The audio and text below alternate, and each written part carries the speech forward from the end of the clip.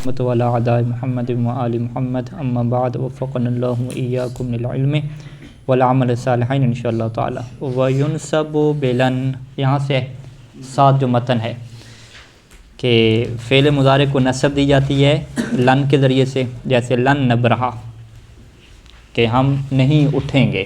نبرہ میرے خیال میں اٹھنے کے معنی میں کہ ہم ادھر ہی بیٹھے رہیں گے اور نہیں اٹھیں گے. شرح میں آ جائیں کہ لمن قضى الکلام علی الحالہ، جب اس حالت پہ کلام گزر گیا. کس حالت پہ؟ کہ التی یرفع فیہا المضارع، کہ جس حالت میں مضارع کو کیا دی جاتی ہے جی؟ رفع دی جاتی ہے. تو ثنى بالکلام علی الحالۃ التی ینصب بها، تو پھر دوسری دفعہ کلام کیا گیا. ثنى تثنیہ سے ہے، یعنی ثنى بالکلام یعنی دوسری دفعہ کلام شروع ہوا. تو پھر دوسری دفعہ کلام کیا اس حالت کے اوپر کہ التی ینصب فیہا، کہ جس حالت میں فعل مضارع کو نصب دی جاتی ہے. اور یہ حالت کب بنتی ہے؟ وذالک اذا دخل علیہ حرف من حروف اربع، یہ اس وقت حالت ہوتی ہے کہ اذا داخل علیہ یعنی علی المضارع، کہ جب فعل مضارع کے اوپر داخل ہو حرف، ایک حرف، من حروف اربع، 4 حروف میں سے.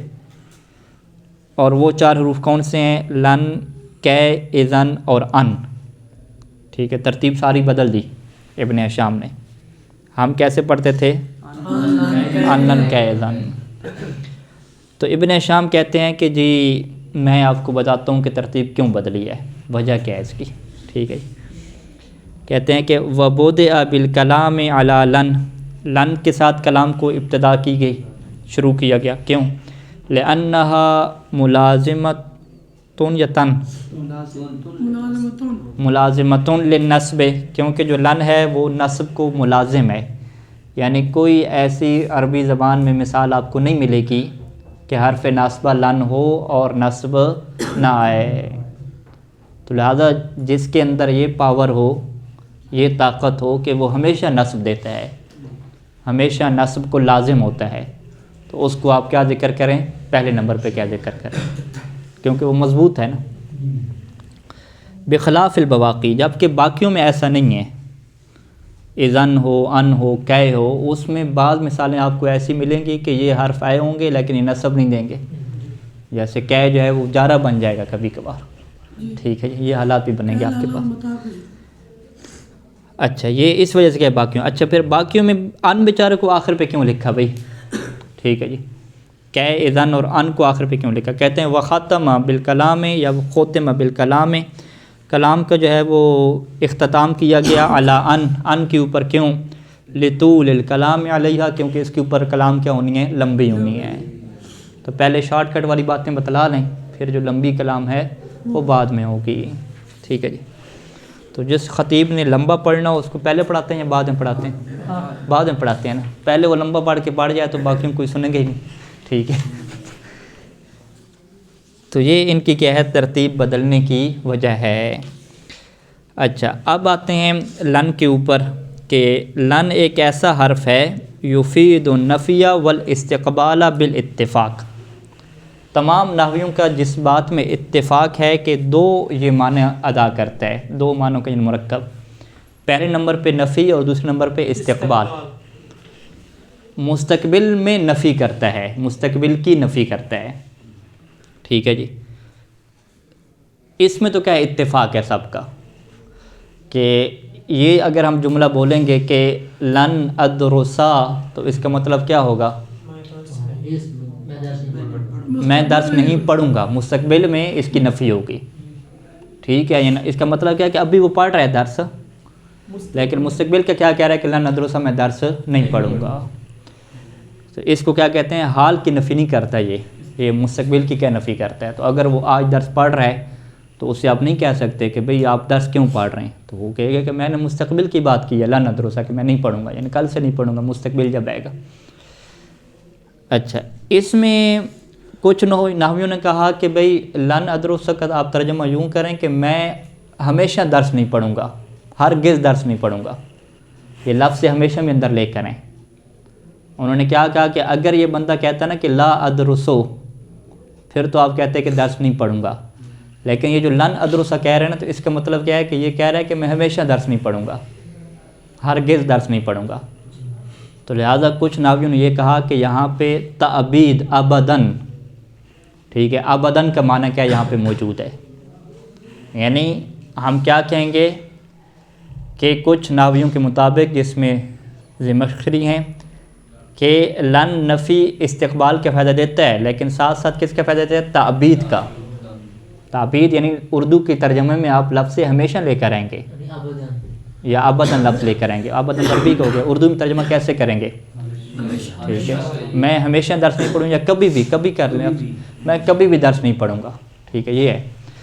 اور اسی طریقے سے کچھ لوگوں نے کہا، ناویوں نے، کہ یہاں پہ تاکید کا معنی پایا جاتا ہے، کہ نفی کے اندر کیا ہے؟ تاکید پائی جاتی ہے. تو اس میں بھی اردو کے اعتبار سے تو وہی ہرگز کا آپ اگر اضافہ کریں تو یہ تاکید کو بتائے گا کہ میں ہرگز درس نہیں پڑھوں گا. تو ہرگز سے کیا سمجھ آتی ہے؟ تاکید سمجھ آتی ہے. یعنی تاکید اور تعبید دونوں ایک جیسے ہیں. تعبید یعنی ہمیشہ نہیں پڑھوں گا، تو اس میں بھی ایک تاکید کا عنصر ہے. ٹھیک ہے، تاکیداً کہیں کہ میں درس نہیں پڑھوں گا، تو اس میں بھی کیا ہے؟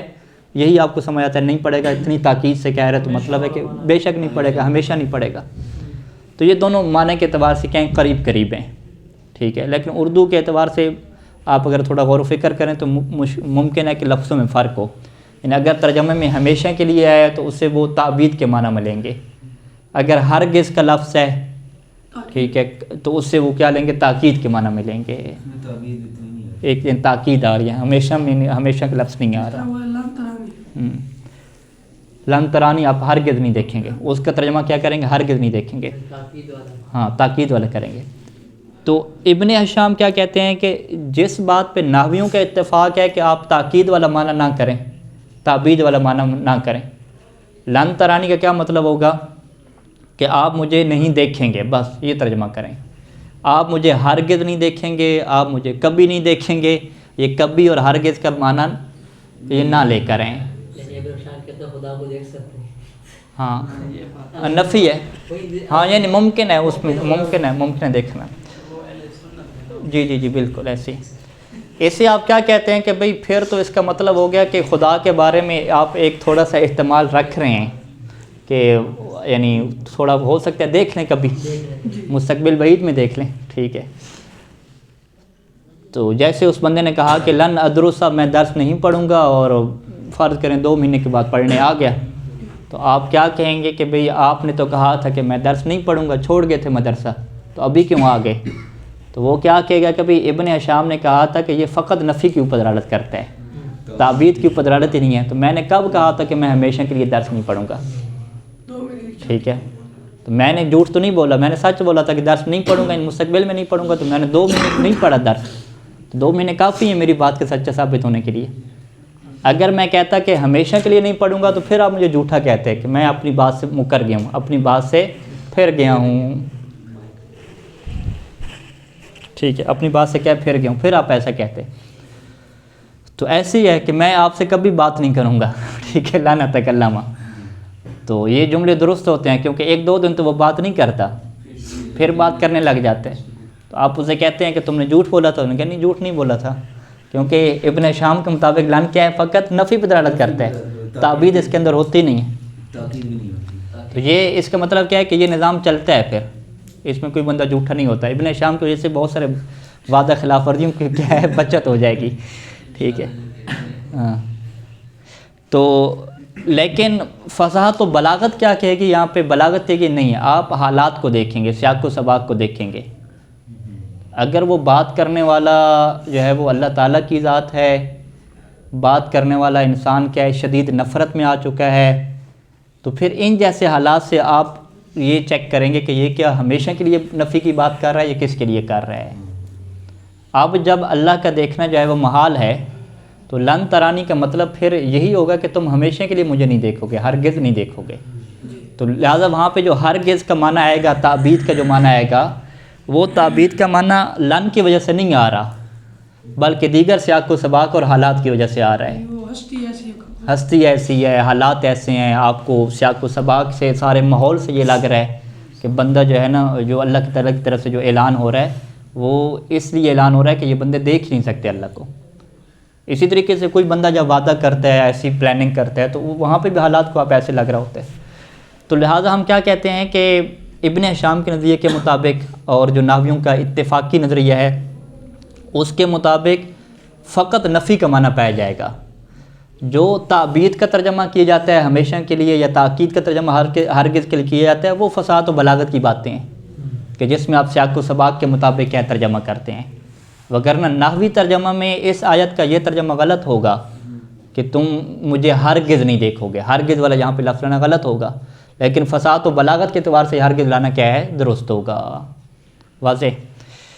تو لہذا نحوی کیا کہیں گے کہ بھئی جو لن کا لفظ ہے اس میں تعبید تاکید کا کوئی معنی نہیں ہوتا، اس کے اندر فقط آپ نفی کا ترجمہ کریں.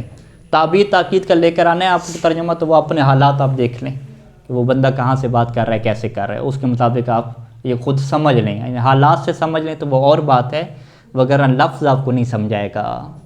تو بہت ساری باتیں انسان حالات اور انداز سے سمجھتا ہے، اور بہت ساری باتیں کیا انسان لفظوں سے سمجھتا ہے.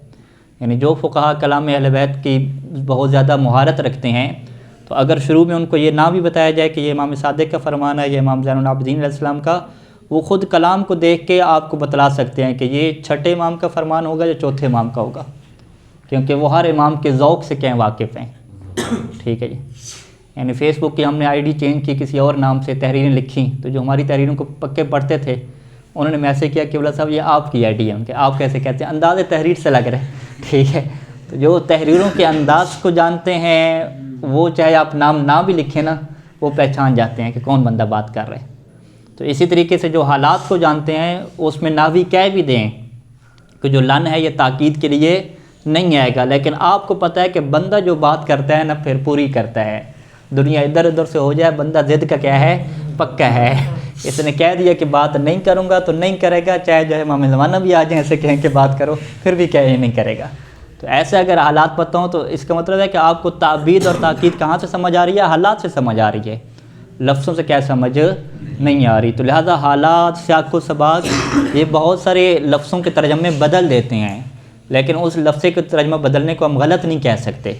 ہاں نحوی اعتبار سے ہم کہیں گے کہ اس کا تعلق لفظوں سے نہیں ہے، یہ ترجمہ جو آپ نے حاصل کیا وہ لفظوں کی وجہ سے حاصل نہیں کیا. تو ابن ہشام بھی یہ کہنا چاہ رہے ہیں کہ یہ نفی اور استقبال کا فائدہ دیتا ہے بالاتفاق، نحویوں کا اتفاق ہے. ولا یقتضی تعبیداً، یہ تعبید یعنی ہمیشہ کا تقاضا نہیں کرتا. خلافاً للزمخشری فی انموذجہ، اور یہ نظریہ زمخشری کے خلاف ہے.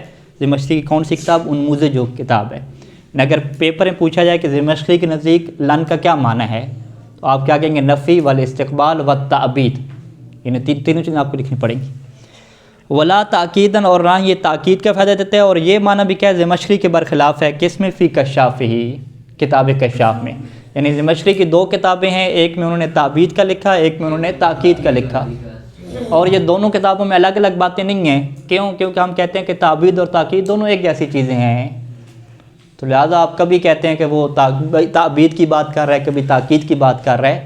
وہ یہ کہنا چاہتا ہے کہ یہ بندہ کبھی نہیں کرے گا. اب کبھی نہیں کرے گا کو آپ تعبید کہیں، تاکید کہیں، جو بھی آپ کہیں.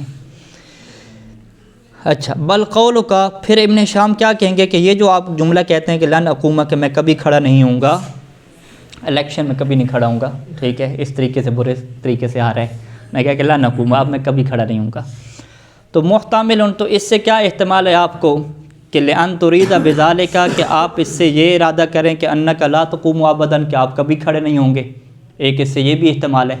یعنی سننے والا کیا کہے گا؟ سننے والا اگر آپ کو زبان کا پکا سمجھتا ہے اور پروفیشنل آپ کو سیاسی نہیں سمجھتا، وہ کہے گا یہ قول سدید اور پکی بات کرنے والا ہے.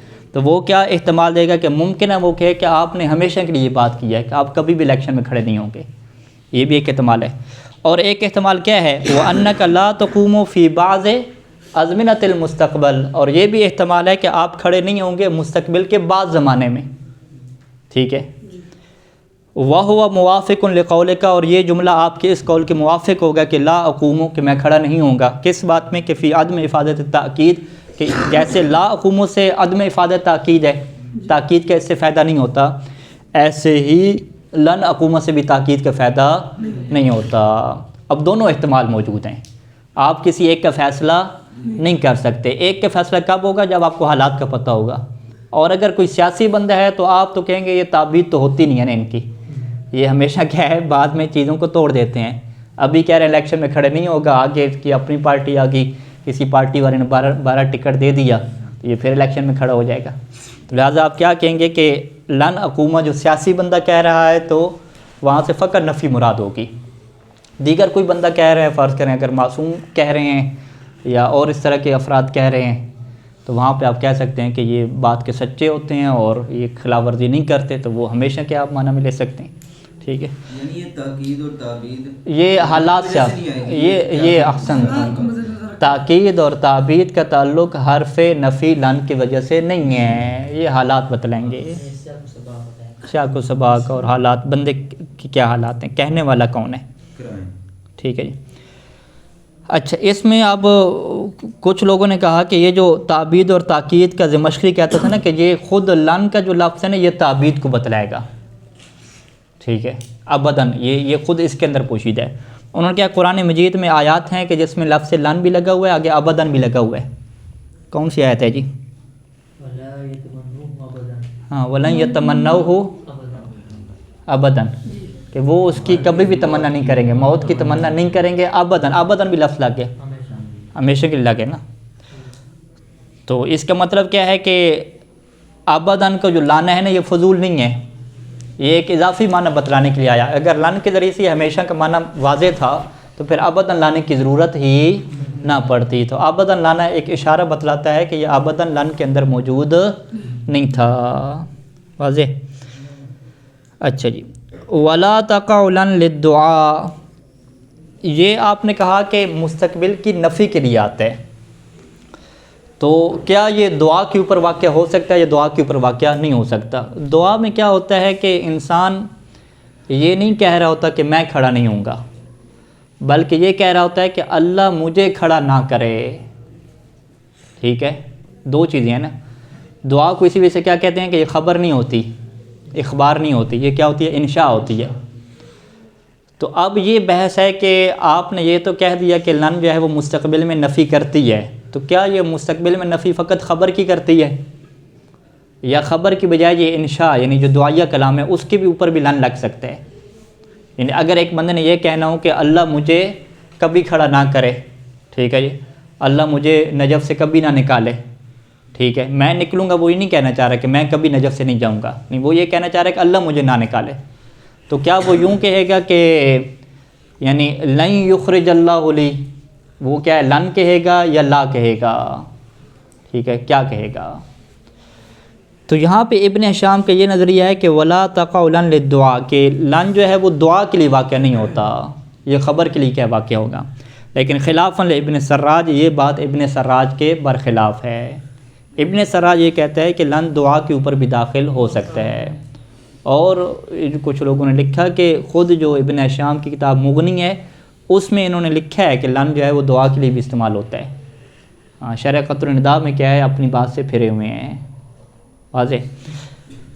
لیکن اب جو ہے وہ ہمیں دیکھنی ہے مختلف آیات روایات کے، وہاں پہ دعا کے معنی کی کون سی مثال دی جاتی ہے. کہتے ہیں کہ ولا حجت لہ فی مستدل بہ من قولہ تعالی، ابن سراج کے لیے دلیل نہیں بنتی. ٹھیک ہے، یعنی اس بحث کو ہم ختم کر رہے ہیں، کل ہم اس دلیل کو دیکھیں گے کہ ابن سراج نے اپنی بات کو ثابت کرنے کے لیے قرآن مجید کی یہ آیت پیش کی کہ قال رب بما انعمت علی فلن اکون ظہیرا للمجرمین. اس کے ترجمے میں فرق پڑے گا کہ وہ کہہ رہا تھا کہ اے رب جو تو نے میرے اوپر انعام نازل کیا، فلن اکون ظہیرا للمجرمین، ظہیر کیا ہے؟ پشت پناہ، ظہر کمر سے ہے نا، پشت پناہ یعنی مددگار. تو اب میں کیا ہے مجرمین کا مددگار نہیں بنوں گا، مستقبل کا ہو گیا نا. یہ ترجمہ اگر کریں گے کہ مجرمین کا مددگار نہیں بنوں گا تو یہ دعا نہیں ہے. اگر یہ ترجمہ کریں گے کہ اے اللہ پس تو مجھے مجرمین کا مددگار نہ بنا، ٹھیک ہے، یہ کیا ہو جائے گی؟ دعا ہو جائے گی. اب آپ ترجمے کل دیکھ کے آئیں کہ کون سے بندوں نے، مترجمین نے اس کا ترجمہ دعا والا کیا ہے اور کون سے بندوں نے اس کا ترجمہ خبر والا کیا ہے، نفی والا کیا ہے.